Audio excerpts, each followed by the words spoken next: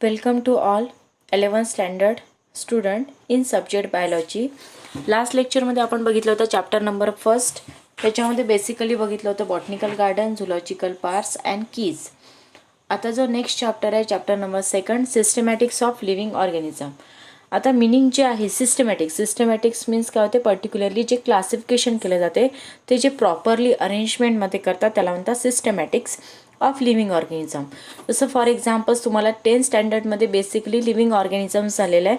Living organisms आतापर्यंत आपण बघितलेले 2 टाईप्समध्ये येतात. एक आहे Plantae, second is the Animalia. Okay, पुन्हा ते डिवाइड होतात तेव्हा युकॅरियोटिक आणि प्रोकॅरियोटिक असे 2 सेक्शन्स असतात जे डिव्हिजन्स होते त्यांचं. तर त्याच्यामुळे आपल्याला बघायचं आहे या चॅप्टरमध्ये जे पर्टिक्युलरली आहे क्लासिफिकेशन जे आहे ते टॅक्झॉनॉमी, आर्टिफिशियल, नॅचरल, फायलोजेनेटिक अशा डिफरंट टाईप्स येतात क्लासिफिकेशनमध्ये. ओके, त्याच्यानंतर आता इथे जो क्वेश्चन्स आहे, what is the 5 kingdom system of classification. जे स्टार्टिंगली तुम्हाला 2 एक बेसिक एक्झाम्पल देते, kingdom Monera and kingdom prostate. Kingdom Monera आणि किंगडम प्रोस्टेटा जे आहे ते तुम्हाला 10th स्टँडर्डमध्ये एक्झाम्पल्स झालेले आहे. आता आपण या चॅप्टरमध्ये बघणार आहे त्याच्यामध्ये पर्टिक्युलरली सिस्टमॅटिक्समध्ये आहे डेफिनेशन बघा. Systematic is the study of kinds and diversity of organism and their comparative and evolutionary relationships. G. Simpsons 1961.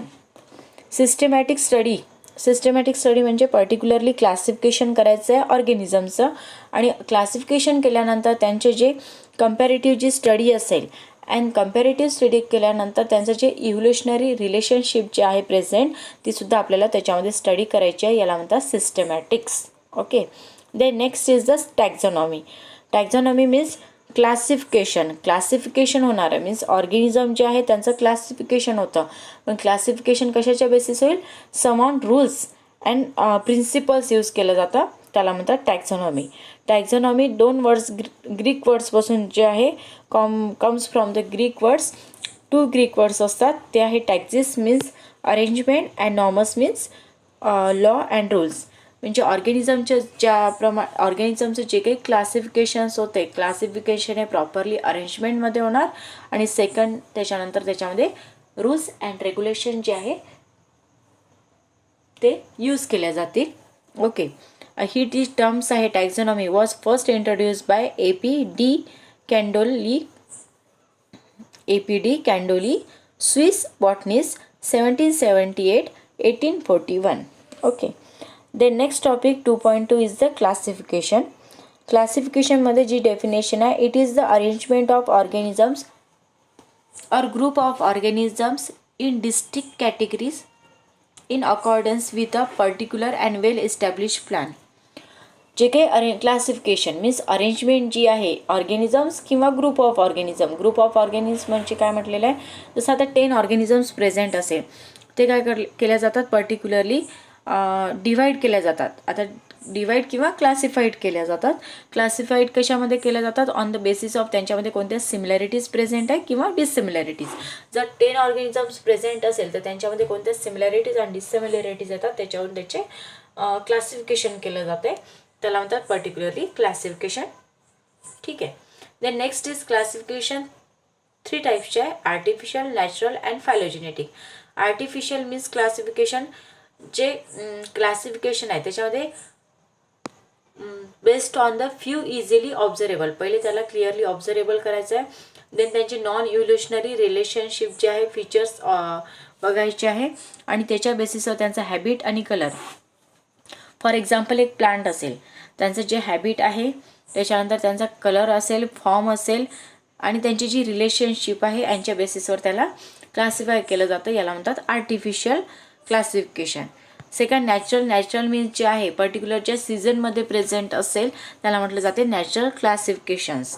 And phylogenetic जे क्लासिफिकेशन येतं ते आहे common evolutionary descent. Common evolutionary डिसेंटमध्ये म्हटलं जाते की त्यांचे जे कॉमन ॲन्सेस्टर्स प्रेझेंट राहतील, जशी तुम्हाला खाली एक डायग्राम दिलेली आहे फायलोजेनेटिक डिसेंटची. जसं कॉमन ॲन्सेस्टर्स आहे पण त्याच्यापासून जे ब्रांचेस फॉर्म होतात ते आहे बॅक्टेरिया, आर्चिया, देन युकॅरियोटा. हे काय झाले त्यांचे different types of the phylogenetic descent. Okay, आता याच्यामध्ये बघा, एक क्लासिफिकेशन जी टर्म्स आहे 2 वर्डमध्ये प्रेझेंट आहे, एक टॅक्झा आणि सेकंड आहे कॅटेगरीज. हे 2 वर्ड यूज केले जातात. आता कॅटेगरी जे असतात तो पर्टिक्युलरली कशाशी रेफर्ड असतो, unit of classification. Category means आपण म्हणतो डिफरंट टाईप्स ऑफ द कॅटेगरीमध्ये, आणि कॅटेगरीमध्ये येताना तेच कसे होतात, क्लासिफाय होऊन जातात. ठीक आहे. Category is refer to as the unit of classification. म्हणजे कॅटेगरीचं जे युनिट आहे ते कोणतं आहे, classification. And it is represent in a rank and commonly term as the taxon. त्यांच्या रँकप्रमाणे ते अरेंज असतात. कोणत्या रँकमध्ये कोणत्या प्रकारचं रँकमध्ये ते प्लांट प्रेझेंट आहे, and it is commonly term as the taxon. Okay. So in this lecture, the 2 topics, systematics and classification, is completed. Then next topic is the 3 dominance of life on next lecture. Thank you.